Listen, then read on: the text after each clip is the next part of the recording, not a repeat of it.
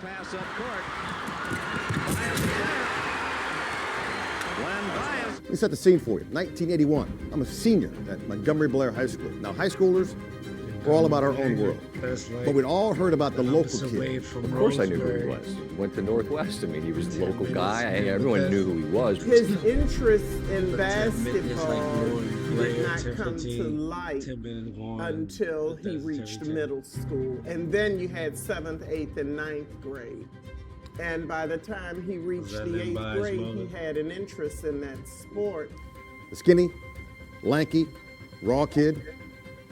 Most knew him as Len. Those who really knew him. Len was special. Len Bias was a former classmate of mine at the University of Maryland. Maryland has this dynamic, high-flying forward named Len Bias. Maybe one of the best players ever to play at the University of Maryland. I believe it. That's the guy. Nah, I believe it. I've always believed. Rest in peace, Len. I promise you, I believe. If Len Bias got to the league, he was going to show he was better than Mike, even though. Rest in peace, Lon. I ain't mean to do it. Guy, he was unbelievable. Unfortunately for me, I had to coach against him for 4 years in the ACC. Well, he's a heck of a player. Len Bias was not a great player. He was a transcendent player. He's one of the best players I've ever seen. I was a student here when Leonard was a god on campus, and growing up a Terp fan, he was the guy then and remains my all-time favorite Terp. Yeah, all-time favorite. He Terp. was the best Any sport. He's damn one, player. He was the best.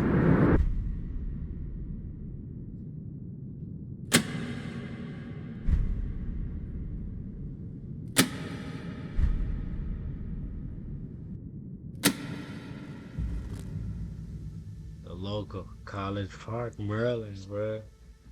The 1980s were DC, man. the era of. Look, again, it's not always about DC, man. It's about Maryland too. We got talent around this motherfucker. LeBron James and one and dones and high school athletes that were so highly recruited and so well known that there was buzz about them. Nobody knew much about Len Bias. Sports writers knew, coaches knew. I made one recruiting visit to Lenny's high school. And it was a workout. The coach was there, and there were a lot of. Look at the white people call him Lenny. Nigga's name is Len Bias. They call him Lenny. Other coaches there, including Lefty Driesell. For Maryland in his 16th season, Charles Lefty Driesell. And afterwards. The only other Maryland nigga that I know that went to Maryland was Steve Francis, and I went to Allegheny College of Maryland. I used to see his shit all over the walls and jerseys, all type of shit, like from Allegheny to Maryland to fucking Rockets, like it was all signed. Like they really look up to that nigga in Allegheny College of Maryland. The coach told me, he said, Bobby, appreciate you coming. I know you got a really good program. Bobby Cremins cannot be too unhappy with what he's seen so far, Mike. But it looks like Lenny is going to stay local. Well, I have to thank him for that. You knew that he was coming, which was cool, but what he turned out to be was so much more. It's so tight whenever I see these people that I see on NBA every day, when they pay attention to my area of things. Than what this preceding hype was, if you will. When Len Bias was a freshman, he was sort of an afterthought. Maryland already had a pretty good team.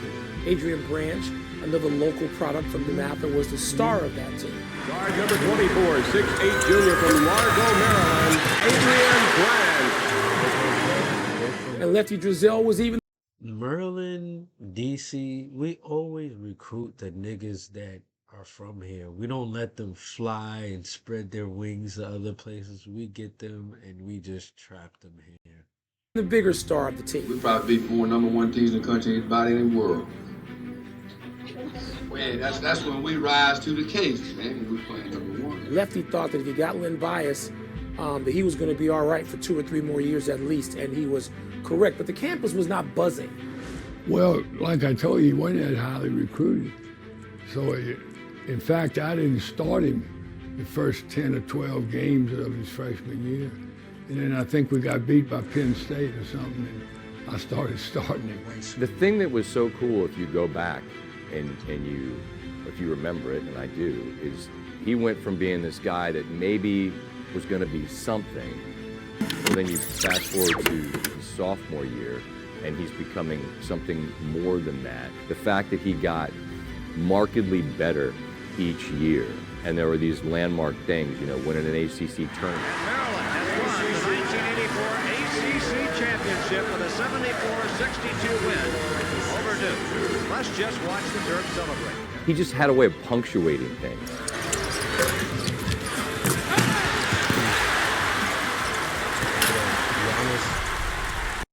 Giannis Antetokounmpo before Giannis Antetokounmpo. And for Maryland at forward, a 6'8", 195-pound senior from Landover, Maryland, number 34, Len Bias. You want credentials? ACC tournament champion, back-to-back ACC Player of the Year honors, consensus All-American. How good was he? Well, Coach K, you know that dude from Duke? He's on record as saying there have been two opposing players who really stood out. Michael Jordan, Len Bias. The scouting report on Len was double team, triple team, and hope that he missed. He could shoot over you. He could jump over you. You got to remember, I'm the same 17-year-old kid who's idolizing the guy less than, a year before that. And now here I am playing my first pickup game with him. And so I'm kind of in awe. I remember the one particular play. Matter of fact, it was the first game that we won when we got out. And again, it was nip and tuck back and forth. There's elbows. Allery from long range, a little strong, tip. It's Danny Ferry with two cracks at it, won't go, no whistle. A lot of contact, and Ferry just shoved Tony Massenberg out of the way. And I'm feeling good about it because I got my guy, Len Bias, on my team.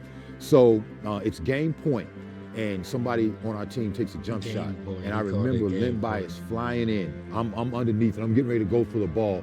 And before I can jump, I see Len flying in over top of everybody, gets the rebound, hits the floor right in front of me, and without bending his knees, in a split second, went right back up and reverse dunked it on three guys who contested it.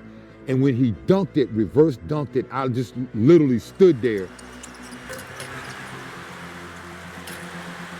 And I was nowhere. I looked up. I was under the basket. I just jumped up and just dunked it. I think only because I've seen it so often over the years and everybody has talked about it. It's the play against North Carolina. It's the steal and then the reverse jam. That was just an unbelievable play. I hadn't seen nothing like that before. Bias from outside, and he got it. Len Bias with 29. Oh, my! And he made the steal and a jam! What a play by Bias! Holy cow! He makes what would be a three now against Carolina, goes and steals the inbound pass, and, reverse dunks on poor Warren Martin's head. Like, that's the thing that comes to your mind.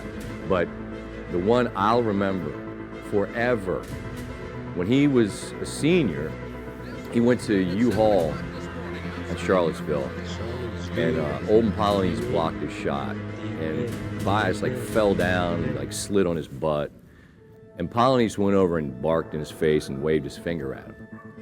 Well, he shouldn't have done that, because senior day Jordan mentality was he got that mentality already. You can tell at college he had that dog. Against Virginia. It'll be Olden Polynice, the 6'11 junior, against the 6'8 senior Len Bias. Maryland with a big lead in this series. And in the last game, Virginia won convincingly. The tip control by Jeff Baxter. And the crowd will be in it every time Len Bias touches the ball. Bias has planted that seed and watered it, let it. Got the Jordan thing in him. Before Jordan got to his mentality. Oh, I took that as a challenge. Yep. Grow, and there's a sequence. Missed the shot, got his own rebound. Swung away by Bias. What a play. And here's another loose ball picked up by Kennedy. Leans into one, finally missed the shot. Polynice has it. Loose. Sheedy. Polynice again. And here's Baxter. What a sequence. Holy Everyone else is playing defense. Bias is standing like in Polonius' face, waving his finger in his ear, screaming at him because he just got this block. The sequence continues, another shot gets blocked, and it ends up with Jeff Baxter throwing an alley-oop to Speedy Jones. Terry Holland, timeout.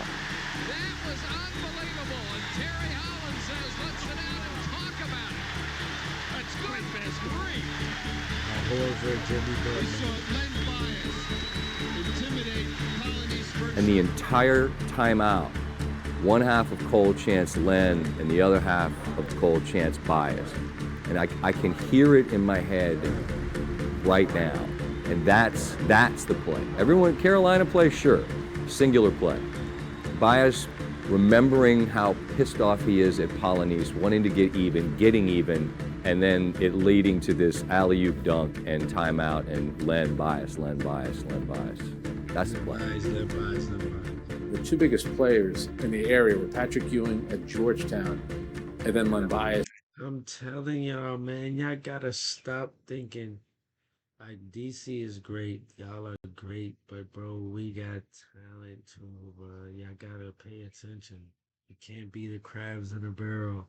At Maryland, and Len Bias, really his senior year, had a breakout year. The performance that he had at Duke. I mean, my senior year, he had 41 on it. Lenny Bias, he drops one through, and on top of it, draws a foul. There wasn't an awful lot Jay Billis could do on that play.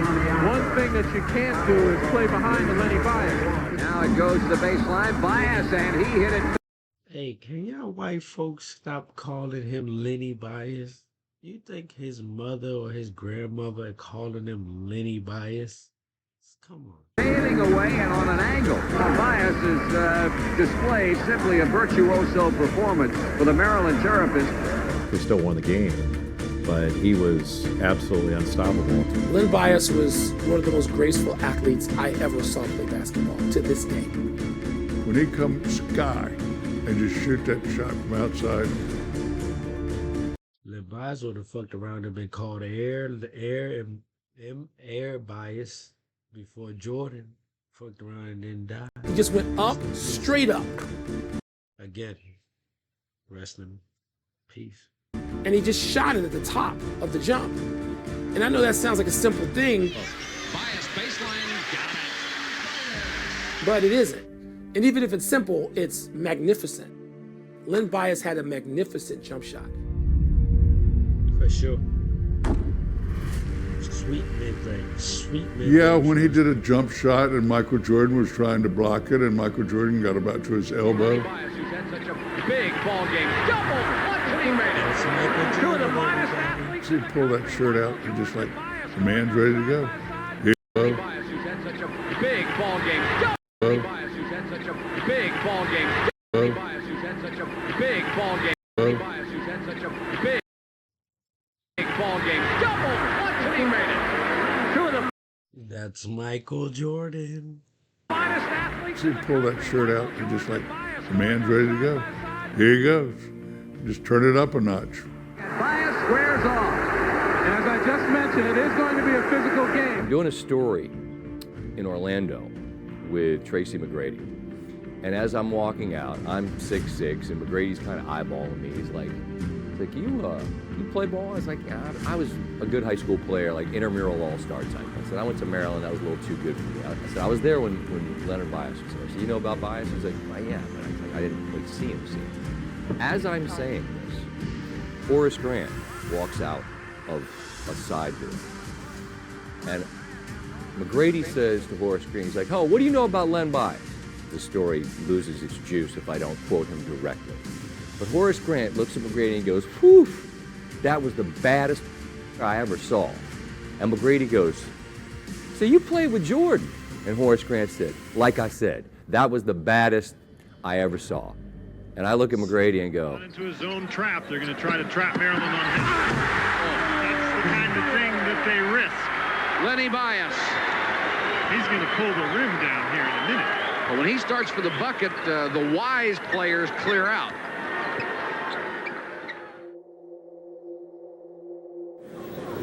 The Boston Celtics select Len Bias of the University of Maryland. Hey, let me say one thing. Sonny, Greg, I don't even know who else is a Lakers fan that's my partners. Hey, look here. If Len Bias was alive on the Celtics, count y'all championships good to buy. There he is, Len Bias. Len was sitting by his mother. She is here with him. You were with him that night up in New York at Madison Square Garden? No, I wasn't. Oh, you didn't go up there? No, he was with his dad. His dad went with him. I was home with the children. Len Bias had a great career at Maryland. Many people think he may be the best athlete in the draft. I'll tell you, this is a great kid. As a matter of fact, you know, Larry Bird said that if we draft Bias, he's going to come up to the rookie camp. That's right. He was very, very high on Bias, as Casey was, and Jimmy, and the owners, you know, Alan. Yeah, I heard Larry Bird was on him and the president. I think at JF Kennedy at the time. Yeah, they were on him. Cohn and Don Gaston. They're all high on him, and he's the guy we wanted, and we got him.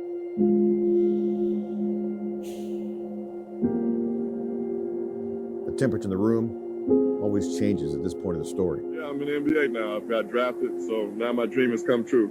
All I have to do is go out and play and set some more goals. At the time, I was an intern at Channel 9 helping the news department cover Lenny's end, when it felt like we had just seen his beginning. It was awful. It was tragic. Len Bias, star forward from the University of Maryland basketball team, is now dead. But it also was a lesson. Crazy part is, when I went to high school with Len Bias' best friend's daughter. I wasn't hip at the time, but now me knowing as an adult, it's like, wow, that was your father. That was, you know,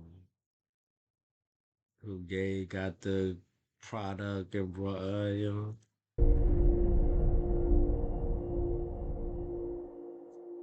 In a community sense, this was someone whose promise seemed guaranteed. And you wanted to watch it, you wanted to follow it, you wanted to be consumed by it. And yes, we remember exactly where we were and what we were doing when we found out he was not with us any longer.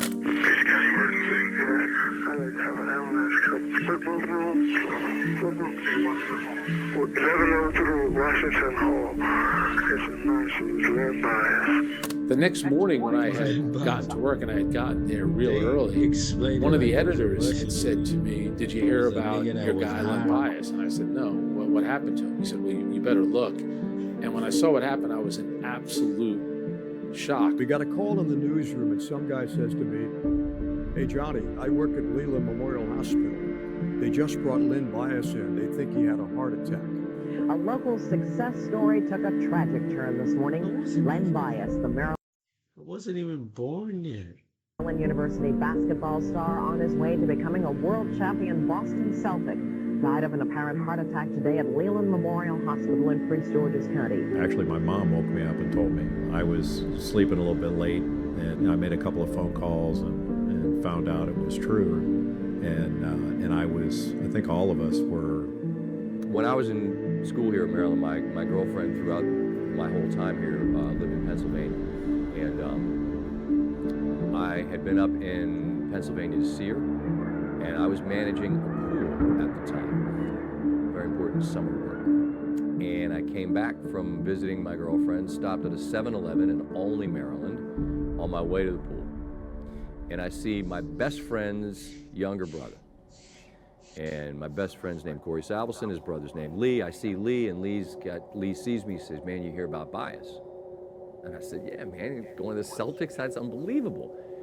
And I never forget the look on his face. He just looks at me, he says, "Bias is dead, man." I was like, "What are you talking about?" I feel like, wait, I'm standing. Yeah, someone hearing that shit, that's when I heard Kobe died. I was like, nah, that nigga can't die. Wow. Nigga's immortal. What do you mean? That's a God-chosen person.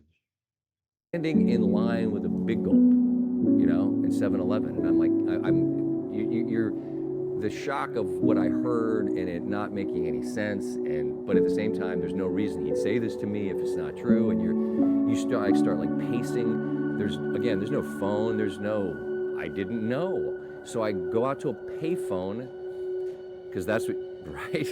I put a quarter in a payphone and I try to call Keith Gatlin. And I can't get him because obviously he's not sitting by his phone. And I immediately get in my car and I turn on WTOP radio. And I sat there on a summer day listening to them say that what I had just heard was true. And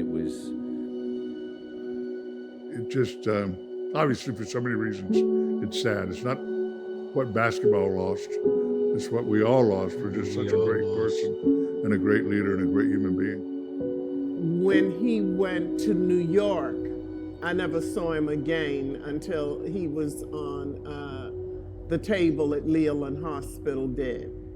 It's a bitter cup, and I tell anyone, if you can think what it feels like to lose a child, it's 100 times worse than you think. Still stands out on my mind today is walking down the hallway at the old Cole Fieldhouse and seeing Dick Dahl, the athletic director.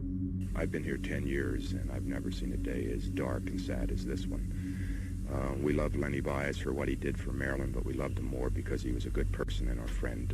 Everybody that ever watched him play admired him, and everybody that ever met him loved him. And seeing the president of the university walking toward me with absolutely no expression on their faces. Yeah, because like y'all be thinking for us it's just a game. That across this league, all these black people felt that, whether they were the opposing team or not. Y'all found out how quick we just care for each other real quick. That's why you're saying that. They too felt like everybody else did. We're in a bad dream. This just can't be happening. It's one of the saddest, most shocking,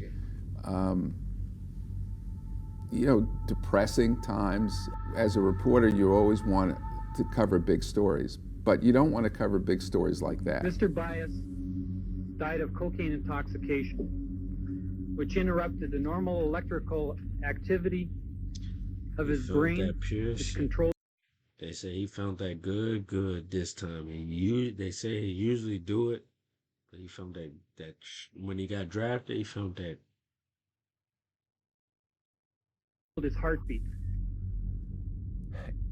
It's not hyperbole to say that it changed the direction of everything. It was a weird time in the 80s because not long after that, Don Rogers, the football player, died of the same thing. And that led to action by Congress. The Anti-Drug Abuse Act of 1986, which was a bipartisan piece of legislation. As a matter of fact, our current president voted for it. It was something that was even referred to as Len Bias's Law by some. And it established mandatory minimum sentencing, which is really what caused, particularly in the federal system, mass incarceration. The American people want their government to get tough and to go on the offensive. And that's exactly what we intend. It's about the lessons learned in the mid to late 1980s with drugs in America. This was not a basketball problem per se. This was not a sports problem. This was a societal problem. This was a cultural problem. It was a national problem.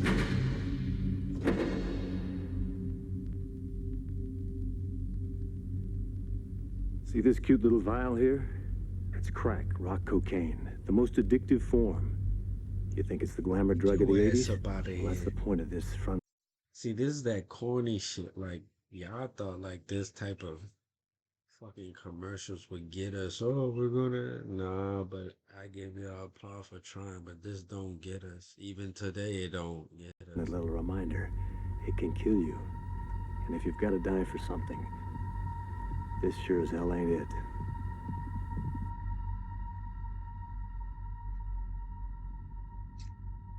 I don't even know how you quantify it.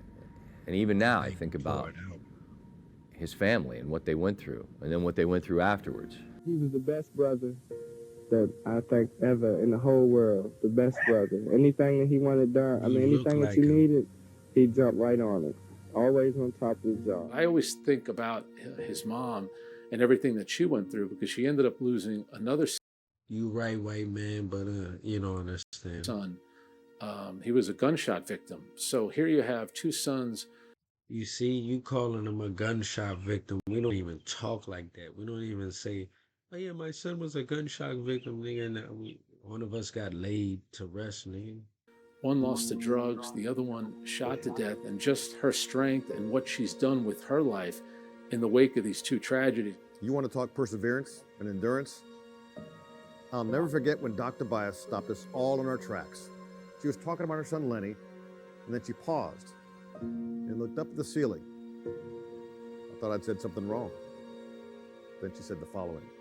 You know, chick, I can't express to you the feeling of burying one son while standing on the other son's grave. They should have had longer lives, but because of the hardships of life and the crisis and the sudden... See, again, if y'all go look at my podcast, that's my point. What the fuck is the point of calling these kids dumb, retarded, stupid, because they made one mistake and maybe followed the second? Do you not understand that the fact that Len Bias just got drafted, the fact that he just got drafted, he knew money was coming in. The whole fam. I'm from Maryland. He's from the poor part of it, if no one wants to believe it. And we were about to be rich. You think he knew he was going to fucking die that day? No. He just had a small ignorant moment and it cost him his fucking life. That's why I said it. We can't call Ja Morant dumb. Nigga, we just have little ignorant moments that we just have. That come in life, we took lemons and made lemonade with the help of God. It was sour, it was stinky, it was nasty. We didn't like any of it, but God gave us the strength to endure. I really don't know if I'm up to this, but I guess Leonard would want me to say something. I've known Leonard since he was in about the 6th grade. He's like a son to me, so I think you can appreciate the difficulty of the way I feel right now. He was just a super individual.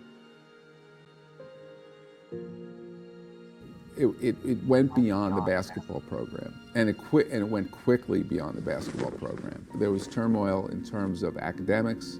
You know, he didn't finish a lot of classes his senior year because he was trying out for all these teams.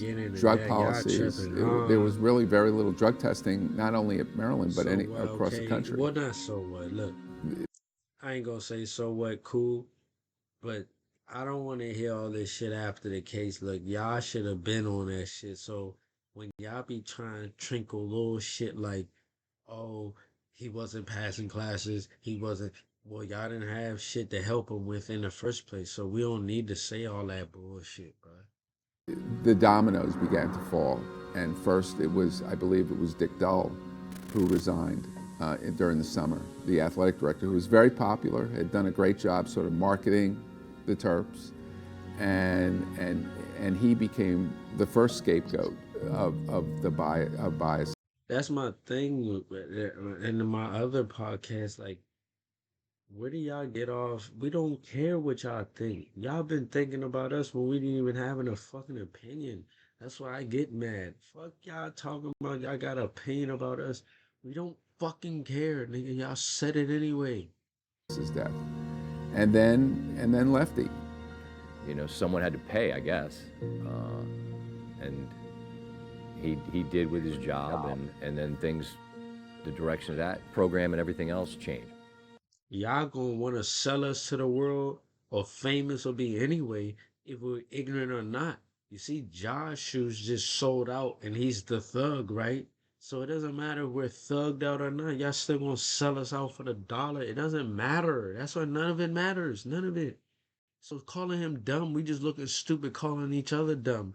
And while they're still going to get paid.